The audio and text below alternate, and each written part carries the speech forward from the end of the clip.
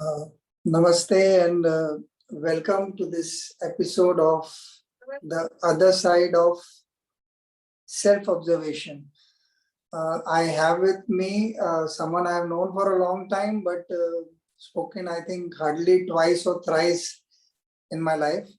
Roli ji, welcome to the show. बहुत बहुत स्वागत है आपका.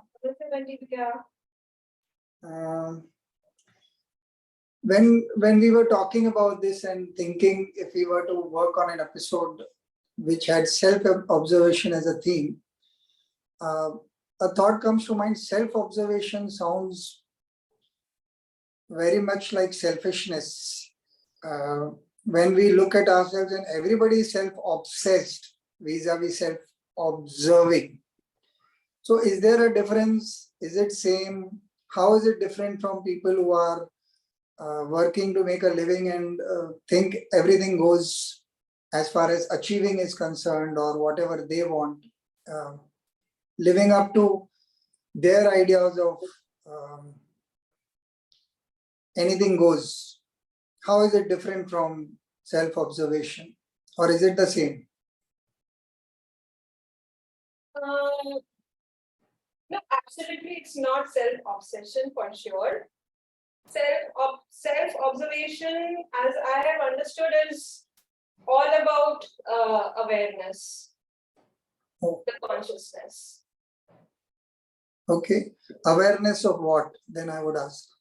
Awareness of your four things, as Buddha has described: your own mind, your own body, your own mental content, and your feelings.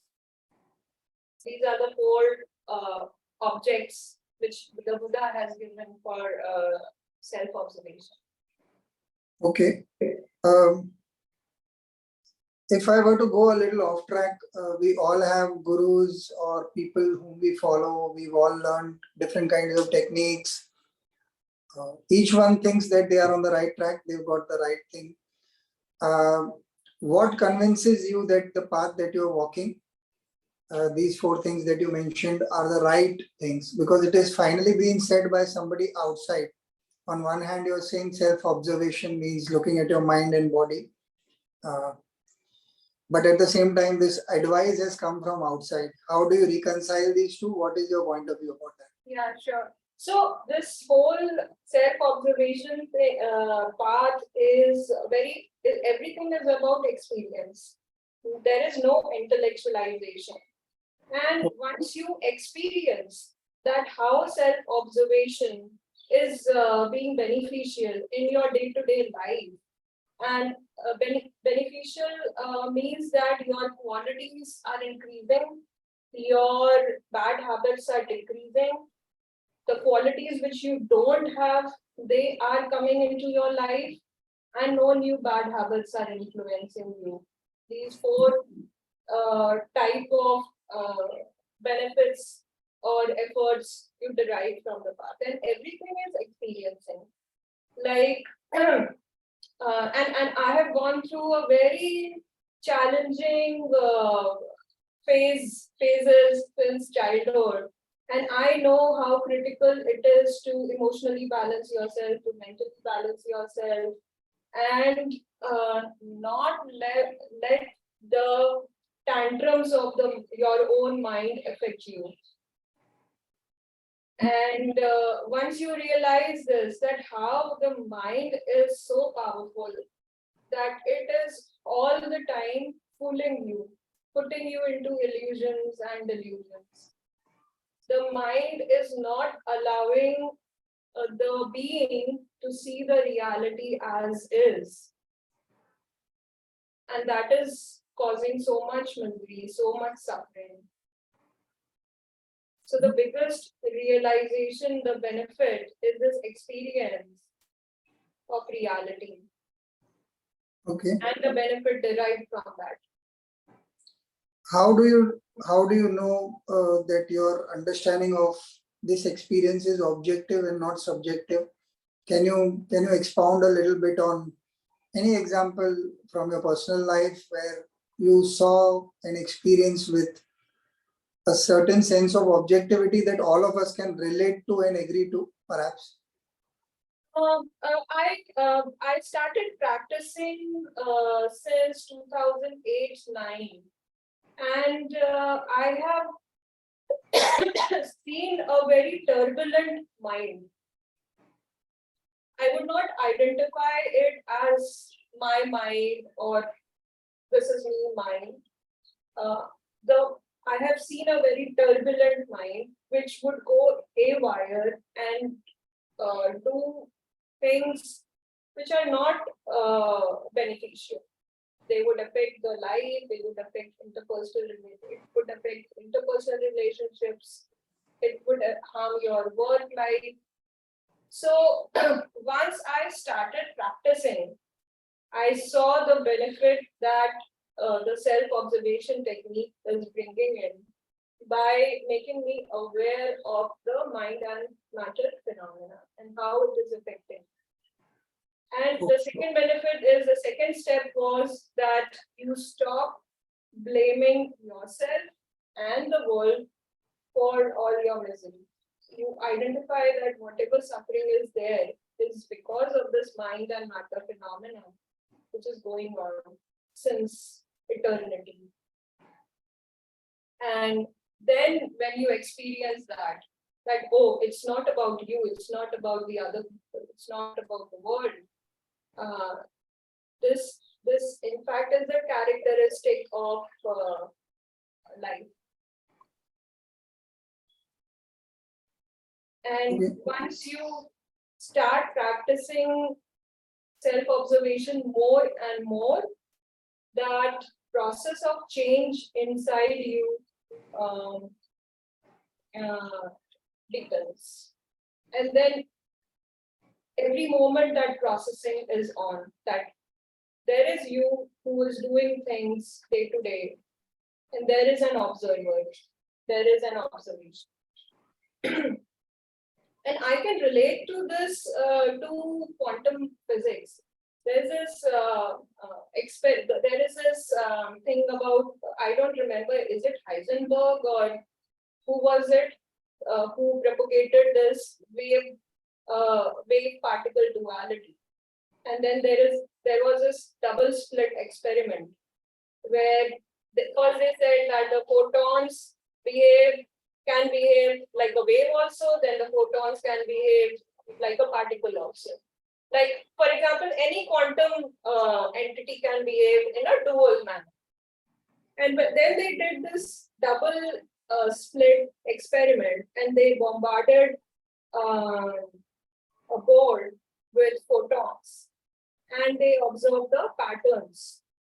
Now, interesting thing was that when this whole experiment was not observed, the results were different. And when there was an observer of this experiment, the results were. So last night also I was thinking and reading about this, and I thought that whenever there is an observer, there is consciousness.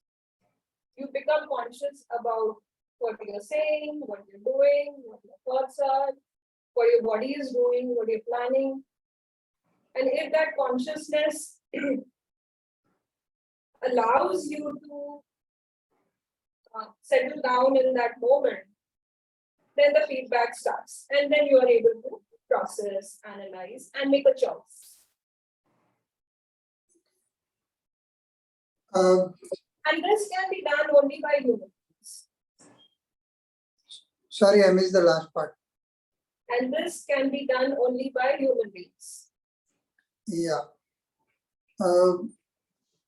This is so beautiful because on one hand, a lot of us are contemplating whether belief works or not, or faith. What is the idea of faith? How does it work in human behavior? And in today's world where so many belief systems clashing with each other in various ways, trying to think that they've got it right and the other person doesn't understand. You have kind of brought this down to a science. And do you think one of the properties of this study is trying to be independent of your own bias? And if so, if this is true, how does one achieve this lack of bias? If I have to study myself in the manner that you mentioned, how does one achieve this lack of bias? Is it conscious or is it a part of the process? What are your thoughts on this? I feel that we all are, whoever is walking the path, we still are at a very nascent stage, because the depth of the unconscious and subconscious layers which are there, it cannot be fathomed by the conscious mind. We think that, oh, I have practiced for 10 years, 15 years, 20 years, 50 years. And people think that maybe I'm more calmer, maybe I'm more aware, maybe I'm more ethical, maybe I'm less biased, my judgment has come down, my love has become pure, I'm more joyful. But actually, we are still at a very surface level, as I have understood. And this is a process. There is really, as I understand, there is really nothing to achieve. It's just that being aware and being equanimous about the phenomena, we are in that process. Where is it taking us is not in our hands. What will crop up next is not in our hands. It is all nature. So we really have very, very little control on the whole unfolding or becoming, which is happening moment to moment. The only thing we can do is to be very alert and attentive to how things are unfolding, and be able to make a beneficial choice as much as possible, so that it does not harm us and it does not harm the people around us. Okay. I have 2 points to make here. One is a little provocative. I'll come to that part later. The first part is, are you then saying this is the living in the moment that people in the scriptures have been describing? One, that's my first question. Because the way you described it, that you need to only be aware and equanimous and you have no control over what is happening. So you're just observing, and which is how you're describing self-observation, if my understanding is right. Yeah, and the faculty of choosing. Yeah. That obviously is there with the human being.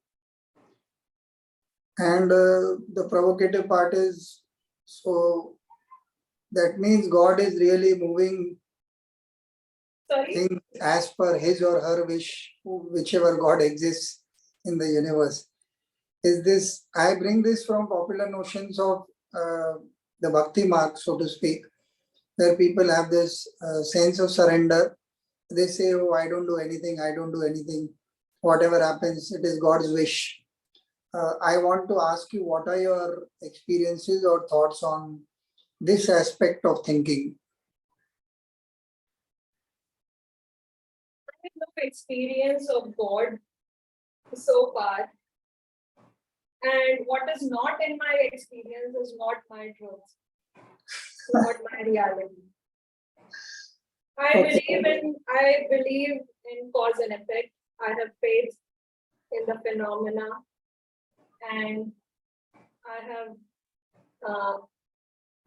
faith that the right path is only one, and it is of truth. Okay, I will continue to provoke you a little on this because it's an interesting line of thought in my head right now.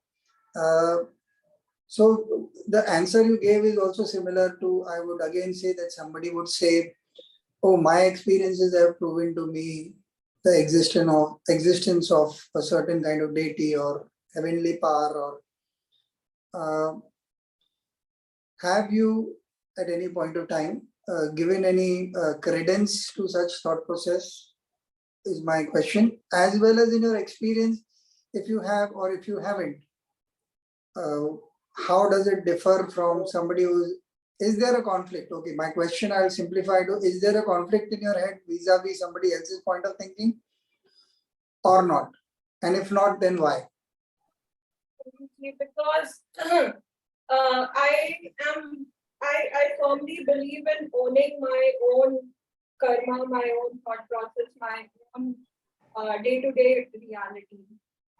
And whatever goes on in anybody else's mind, or whatever is anybody else's belief system, whatever is the stereotype in the world, it does not bother me at all. Okay.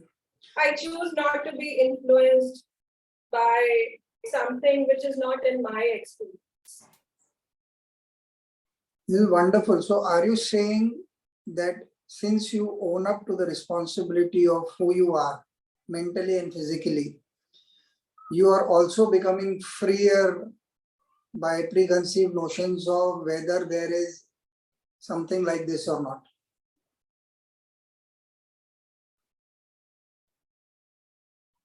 It's happened long back. Maybe when I was in my early 20s or in my teenage years. All that seeking, asking questions, reading, deriving the truth from scripts, and all the elders in the family, the gurus, all that process has ended long back. And My question was more leading to, okay, I'll try and give you a small Mullah Nasruddin story. He is walking on the streets and there is somebody who's trying to make his donkey walk on a particular path. And Mullah starts to laugh as usual, and everybody asks, what's so funny? He's saying, I don't know whether this man is taking the donkey somewhere or the donkey is taking him somewhere. So similarly, when we are attached to an idea, whatever that idea is, it could also be cause and effect. I will not deny that it's a powerful idea, but there could be people among us or we ourselves at some stage or now that we are attached to the idea and unable to get rid of a bias from an independent perspective. But I'm saying the moment you are taking responsibility for yourself, like you said, and saying whatever happens is my choice of what benefits me in the world or does not benefit me in the world. And I take responsibility, and everything that I think I do comes back to me because it is my own ownership of that karma, if I were to loosely call it. There is a lot of meanings to a lot of things, but I'm trying to use the right word. Now, because I am owning up to it, I am also freeing myself from whatever earlier attachments I had to certain ideas, certain books, certain religion, for want of a better term, but stream of thought is more what I mean. Any stream of thought, I could be not believing in God and religion, but be attached to it. Or so when I take responsibility, then I'm making each and everything at a distance from myself. And in that sense, there is freedom, is what my question is. Have I understood this correctly?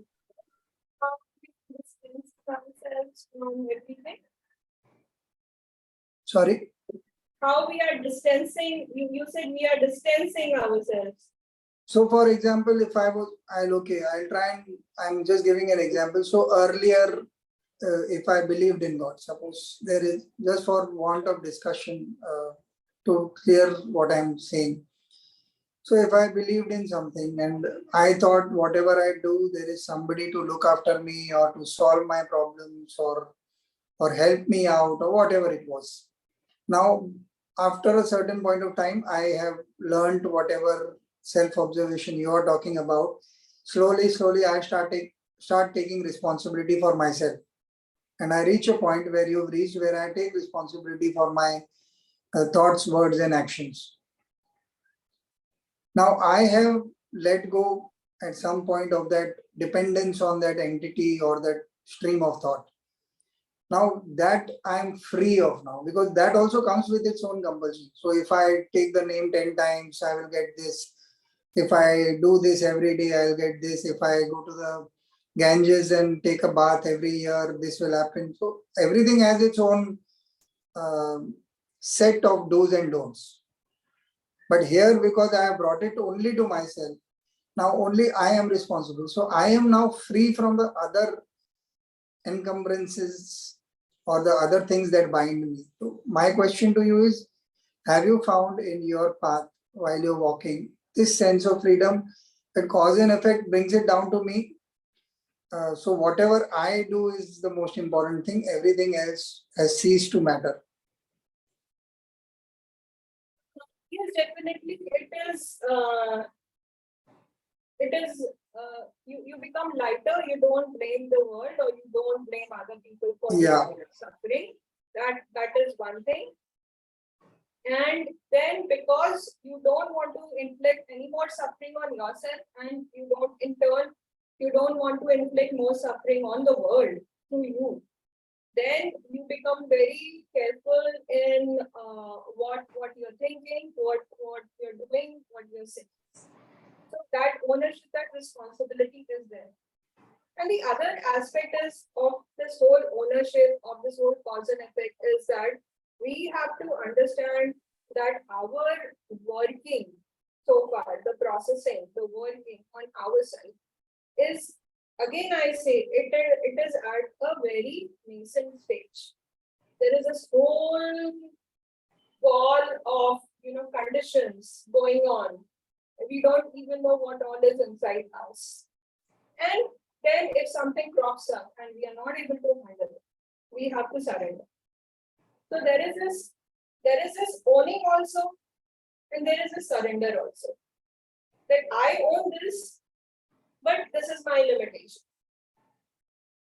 Beyond my limitation, beyond my capacity, beyond my capability, beyond my current level of wisdom and effort, I cannot go. So once there is a challenge so big, which is, really challenging you to the core, and you have never experienced anything like that, you have to surrender.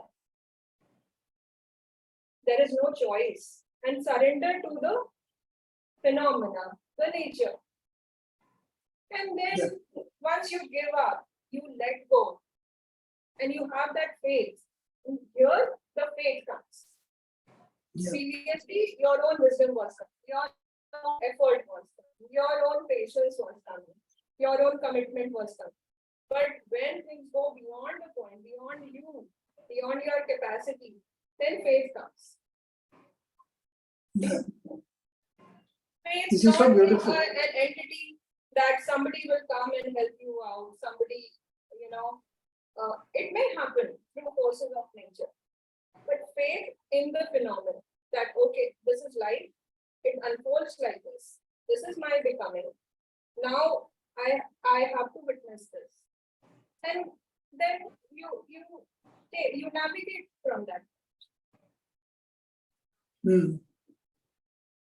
This is a good balance between the traditional meaning of selfishness and also the traditional meaning of surrender.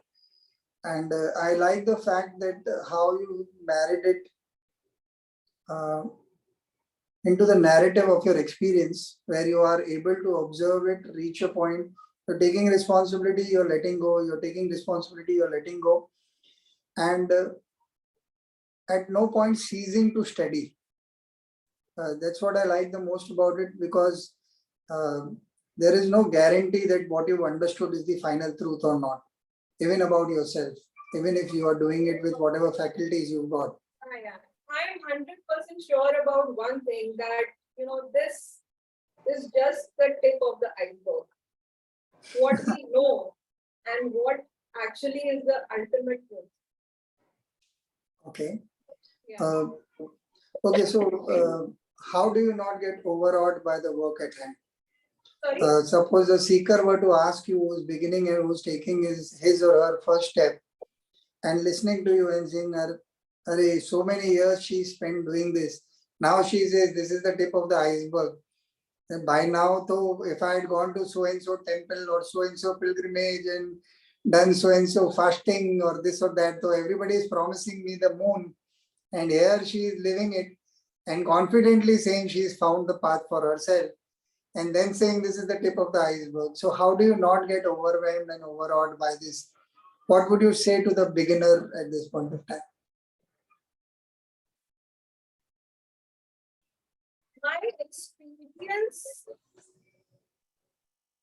my takeaway from this whole thing every day is that this whole process gives you so much satisfaction, so much happiness, so much peace, and that real peace is there. You are at home with yourself. That nothing is then overwhelming. You start enjoying the process, the phenomena so much that it becomes the actual pursuit of your life. Okay. And everything else is just happening in the background, that you're fulfilling your duties as whatever labels you have. And when we are actually till when I was on the other side, till that point, I was not owning things. I was not owning my bad behavior. I was not owning my conditions, my actions. I was miserable. I did not even know what is happiness, what is real peace. We go to a movie, we listen to music, we have friends, we have family, we have cousins, we go for holidays, we derive pleasure from work, we derive pleasure from our position, our power, and we have really never ever tasted real peace, real happiness, real fulfillment. And when you are in this process, and earlier in the interview, the podcast, I said that the benefit is that your qualities increase, your bad habits decrease, and the qualities you never thought of, they come. And when they come, I mean, they make you so light. And it's amazing that level of inner peace you can experience. There is no comparison for that in the whole universe. Okay, That keeps reinforcing your faith that you are under. And this is a way to go for myself.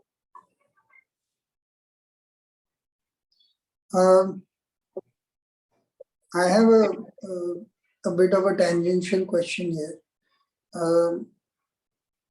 You mentioned about the different kinds of joys and happiness that we seek and we source and we outsource, if I were to stretch the term. If you remember a couple of days back, we were chatting on something, why the need for other human beings or the connection or society.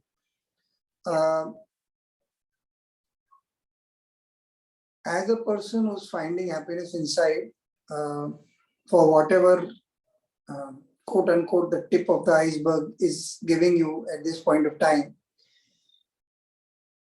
how do you relate to the rest of the society and their demands on you as a member of a family, as a member of friendly groups, as a member of whatever you're serving right now, in whatever capacity, to the world, to the organization that you're working for, or anything at all? How do you relate, and what are the differences vis-a-vis your earlier qualities that you had? I mean,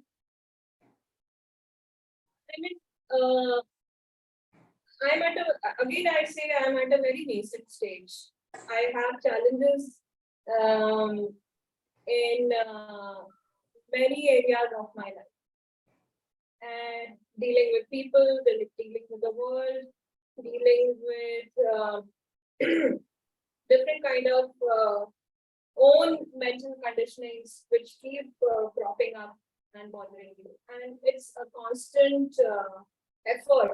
It's a lot of investment every day to just overcome all the challenges. And sometimes you fail, and I really, can clearly see that. So I should have behaved like this, and I could not. And my own conditionings of insecurity, fear, greed, trauma, unpleasant memories, they become so overwhelming that they affect my behavior, my speech also. That happens. And at the end of the day, or at the end of the dealing, I realize where I have gone wrong, partially. And this is an ongoing challenge since since a very early age. And I'm still figuring out how to develop healthy relationships at work, at family level, at friends level, at social level, where there is a lot of mutual appreciation, trust, joyfulness, and exchanges, which help you grow. All I can say is that there's a lot of work to be done, but yeah, there's lots to be done. Okay.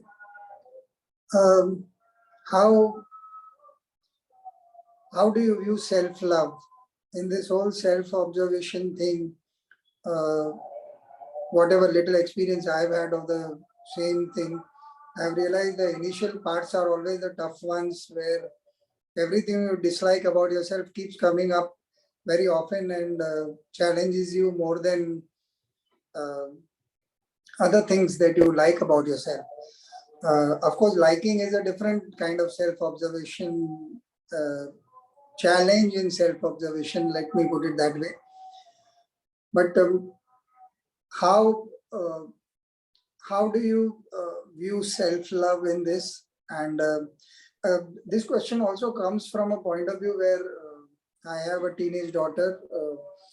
She's been telling me that one of the problems that she thinks there is in the world right now, as far as her generation is concerned, that her generation uses words like anxiety and depression and stress and all kinds of heavy, bad mental states, if I were to just loosely call them that, very, very casually. Like everything that is happening can cause you depression, or you feel very stressed out. And she's not even completed a school yet. So this has been happening, and some of the things she tells me is actually worrisome. Like at 15, I think we were notorious. The only thing we should and did get was a thrashing by whoever was elder to us. And it kind of worked very well for us, if I were to say so. But now they are, while they are confident and they are, as a generation, they are astounding in their clarity and very truthful, let me also put it that way. But having said that, they are facing what I loosely would call a lack of self-love. And I don't want you to hold to the word, because it's, even I haven't defined it, I'm just using it so that I can ask the question. So how do you, in your journey as a person who's gone through various stages and still seems to be struggling with some basic issues while being a observer of the self, what is the role of self-love, and how do you practice it?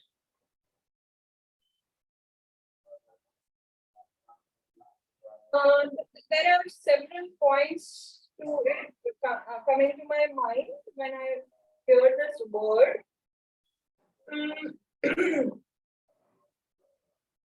I think for me, what works best is not paying attention to self. Oh. And not and taking things in its own stride, owning, being responsible, working very hard, taking up the challenge, taking the bull by the horn, being courageous, not indulging with yourself. That does not mean that you exploit yourself. That does not mean that you torture yourself. You fulfill your basic needs and you carry on with the work. You carry on with your duties because the self-love thing never ends. This whole concept of healing and self-love, it all leads to self-obsession and too much thinking about self, too much pampering yourself. Okay, you pamper yourself. That's also good. You do what you like and to lighten up your mind. The intention should be to just relax yourself so that you move forward in life. You take more responsibility as a human. So for me, if I want my own space and time, self-love means just sitting and observing myself through the breath, through the sensations, through the feelings, going through the whole process, taking out time, withdrawing from the world and going into my cocoon and figuring out things through that process and being with the reality within. That is, if you call it self-love, that is my way of processing things. Okay. Sitting on my cushion and figuring it out. That's a very, I think it's a very basic thing that you touched, that letting go of the idea of the self while you are looking at self-love.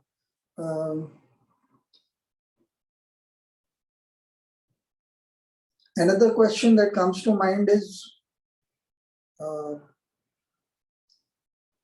to people who are concerned about their state in the world in terms of any kind of success, whatever happiness that they are looking at work, in family life, going for trips abroad, or anything at all, anything that catches somebody's fancy in what they call a good, successful life. How would you answer the question saying that, oh, you look like somebody who doesn't know what pleasures these are, and that is why the grapes are sour, perhaps.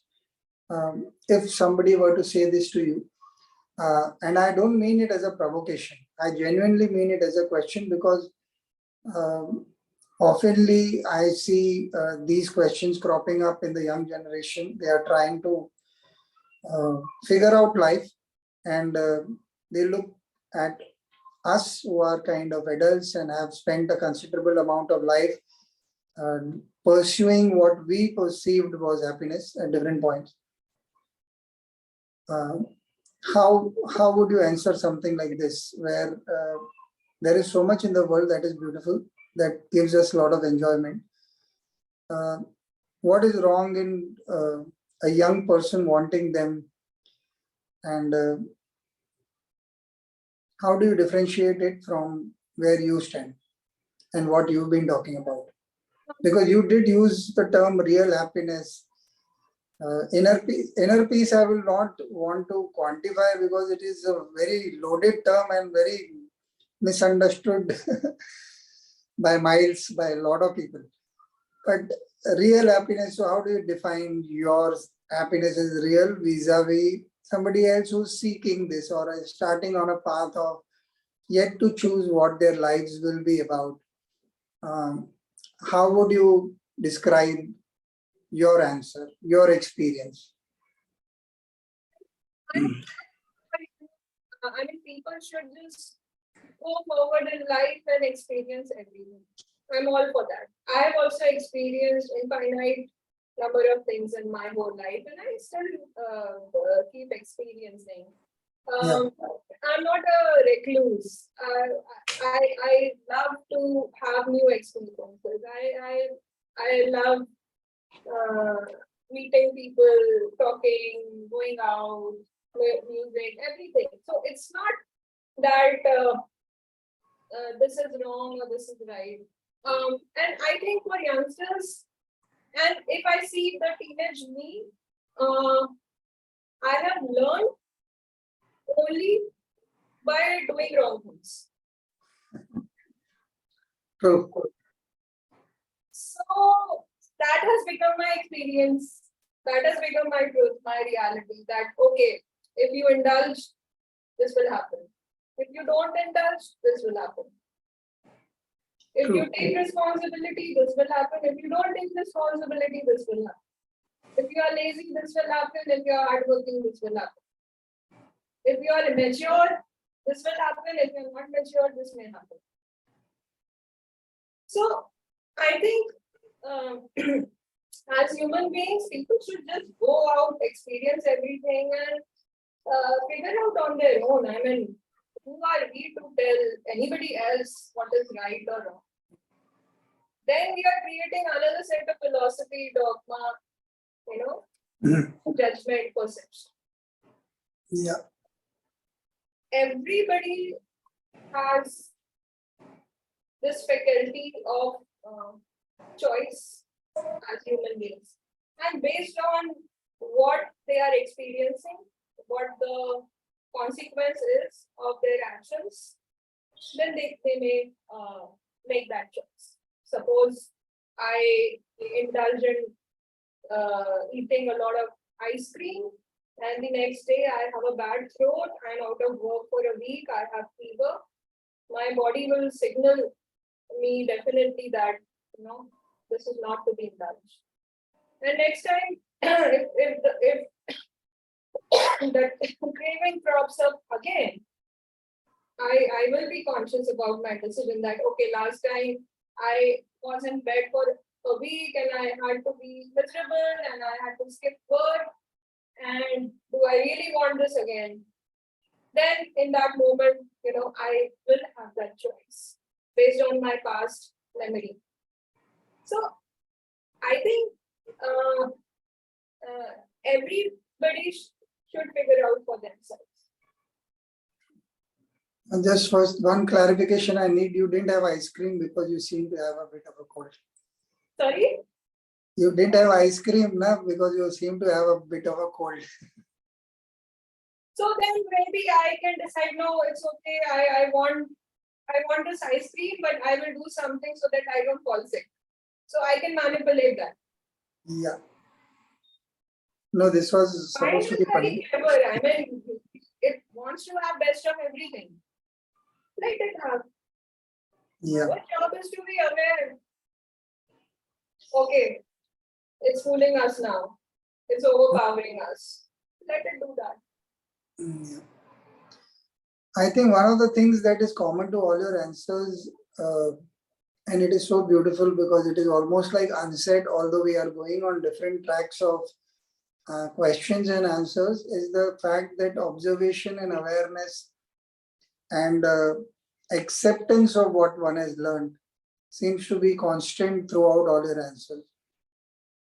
It does not deviate from that one thing. I have not understood this question. I'm saying all your answers, all the experiences you've shared and your ideas about the questions I asked have to have they all have an underlying idea of observing and accepting whatever is being observed, which is what you started with. So it is kind of a common value chain in all your answers. Yeah. So one last question. do you ever think of the future, because you're living so much into the present and observing it so much? How do you look at the future? Do you look at it at all? Are you ever concerned? Do you ever think about it? Any of those things regarding the future? How do you view them? What is your answer to that? I have aspirations. I have dreams. And I want to work hard to fulfill them. I want so many things for myself.